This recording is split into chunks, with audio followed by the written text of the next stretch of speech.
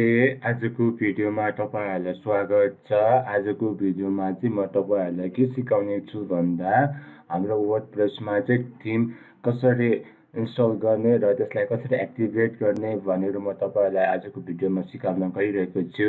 यदि तपाईहरुले मेरो च्यानल पहिलोचोटि भिजिट गर्नुभएको छ भने कृपया मेरो च्यानललाई लाइक, शेयर र सब्स्क्राइब गरिदिनु होला र साइडमा भएको बेल आइकनलाई प्रेस गरेर अल नोटिफिकेसनमा क्लिक गरिदिनु होला। अब हामी भिडियोलाई ढिलो नगरिकन आजको ट्युटोरियलमा जानेछौँ। आजको ट्युटोरियलमा चाहिँ म तपाईहरुलाई हाम्रो वर्डप्रेसमा चाहिँ थीम कसरी इन्स्टल गर्ने र त्यसलाई कसरी एक्टिभेट गर्ने भनेर म तपाईहरुलाई सिकाउन गइरहेको छु।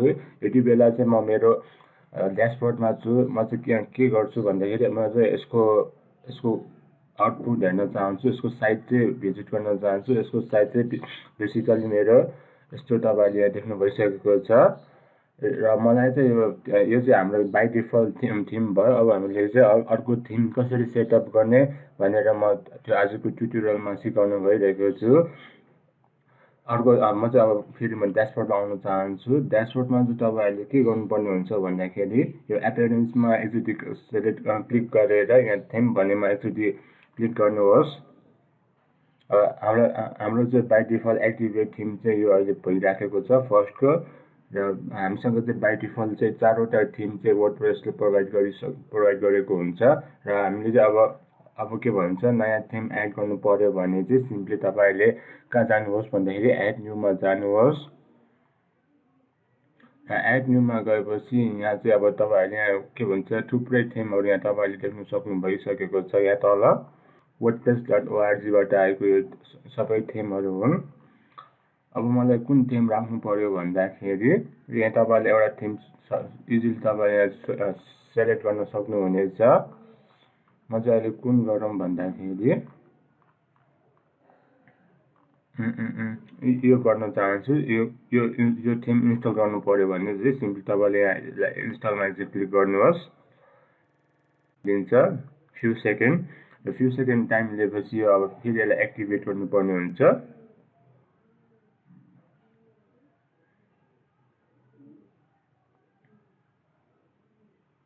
तपाईले अब ड्याशबोर्डमा चाहिँ यसमा चाहिँ हैन तपाईले के ध्यान दिनुपर्ने हुन्छ भनेको यसमा चाहिँ नेट चाहिन्छ हैन, एकछिनको लागि चाहिँ नेट चाहिन्छ र यो अलरेडी के भन्छ इन्स्टल भइसकेको छ र अब हामीले यसलाई एक्टिभेट गर्नुपर्ने हुन्छ। र एकचोटि एक्टिभेटमा चाहिँ क्लिक गर्नुहोस्।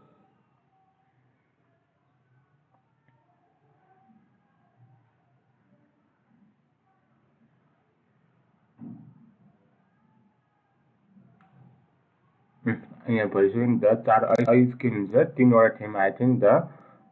अब यहाँ 4 वटा भयो। अब यो अलरेडी एक्टिभेट भइसक्यो। अब यसको आउटपुट कस्तो आउँछ हेरौँ हाम्रो वेबसाइटमा। यसलाई चाहिँ रिफ्रेश गर्नुहोस्। अब यहाँ के भन्छ हाम्रो अर्को चेन्ज आउँछ हाम्रो आयो नि त, चेन्ज आयो नि त। अहिले त अर्कै थीम थियो नि त। थीम भनेको हाम्रो वेबसाइटको तपाईले के बुझ्नुहोस् भन्दाखेरि स्ट्रक्चर भनेर बुझ्नुहोस्। यसमा चाहिँ के हुन्छ भन्दाखेरि अब युजरहरुले चाहिँ अब हाम्रो वेबसाइट चाहिँ कसरी डिजाइन गरेको छ भनेर त्यो हेर्नु नै हाम्रो थीम भयो। अब तपाईहरुले अब के भन्छ यसमा के भन्छ हाम्रो लोकलबाट चाहिँ अब हामीले थीम इन्स्टल गरे अब केही समस्या आयो भने चाहिँ इन्स्टल गर्दाखेरि तपाईहरुले सिम्पली यहाँ wordpress.org मा पनि सक्नुहुनेछ। यो चाहिँ सेकेन्ड अप्सन भयो। यदि यहाँबाट चाहिँ के भन्छ केही एरर आयो थीम इन्स्टल गर्दाखेरि भने चाहिँ सिम्पली तपाईले wordpress.org मा गएर यहाँ थीममा सेलेक्ट गर्नुहोस् र यहाँ थीम यो पछि म के गर्छु भन्दाखेरि अब यहाँ तपाईले एउटा सेलेक्ट गर्नुहोस् जुनसुकै थीम तपाईलाई मन लागेको थीम सेलेक्ट गर्नुहोस्। म चाहिँ अहिले के सेलेक्ट गर्छु भन्दाखेरि यसलाई डाउनलोड गर्न चाहन्छु पहिला।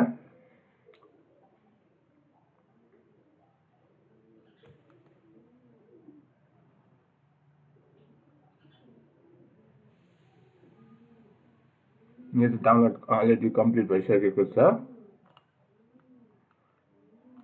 र त्यसपछि म यहाँ के भन्छ यो डाउनलोड भएको त्यो थीम छ नि यसलाई म कट गरेर यहाँ एसडक्स भित्र राख्न चाहन्छु। एसडक्स भित्र हाम्रो प्रोजेक्टको फाइल भनेको हाम्रो वर्डप्रेस छ र WP कन्टेन्टमा जानुहोस् र थीममा जानुहोस्। अघि मैले इन्स्टल गरेको थीम यही नै हो। अब यहाँ एउटा अघिको भर्खर के भन्छ थीम डाउनलोड गरेको यहाँ पेस्ट गरिदिनुहोस् र यसलाई एक्सट्र्याक्ट गरिदिनुहोस्। एक्सट्र्याक्ट गरिदिनुहोस्।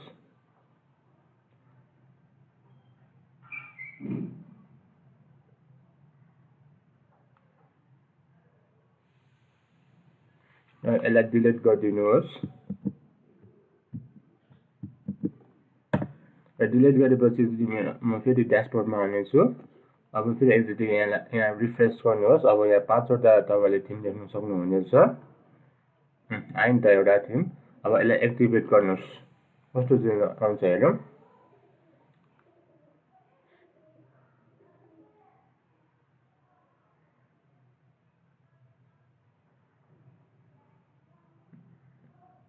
एक्टिभेट भयो नि त। अब यसको के भन्छ वेबसाइटमा हेरौँ कस्तो चेन्ज आउँछ हेरौँ। अब यसलाई चाहिँ फेरि रिफ्रेस गरौँ। अब हाम्रो थिम चाहिँ अब अर्को भएर आउनेछ। आयो नि त थिम। मैले सिकाउनु लागेको पनि आज यही नै हो, जुन चाहिँ तपाईँहरूले अलरेडी देख्नु भइसकेको छ। हाम्रो के भन्छ वेबसाइट वर्डप्रेसमा चाहिँ थिम इजिली एभाइलेबल हुन्छ, जुन चाहिँ तपाईँले इजिली तपाईँले त्यसलाई इन्स्टल गरेर एक्टिभेट गर्न सक्नुहुनेछ। आई होप अब तपाईँहरूले चाहिँ वर्डप्रेसमा थिम कसरी इन्स्टल गर्ने र त्यसलाई कसरी एक्टिभेट गर्ने भनेर तपाईँले अलरेडी बुझिसकेको हुनुपर्नेछ। यदि केही प्रब्लम आएमा यदि थिम हाम्रो लोकल ड्यासबोर्डबाट यदि थिम चाहिँ इन्स्टल गर्दा केही इरर आएमा तपाईँले सिम्पली wordpress.org मा गएर यहाँ थिम भन्नेमा क्लिक गरेर त्यसलाई डाउनलोड गरेर यसको जिप फाइललाई चाहिँ htdocs भित्र चाहिँ WP कन्टेन्टमा गएर थिममा तपाईँले त्यहाँ राख्न सक्नुहुनेछ र त्यसलाई एक्सट्र्याक्ट गरेर तपाईँले इजिली त्यसलाई एक्टिभेट गर्न सक्नुहुनेछ। र आजलाई चाहिँ यति। धन्यवाद। Stay safe, stay home.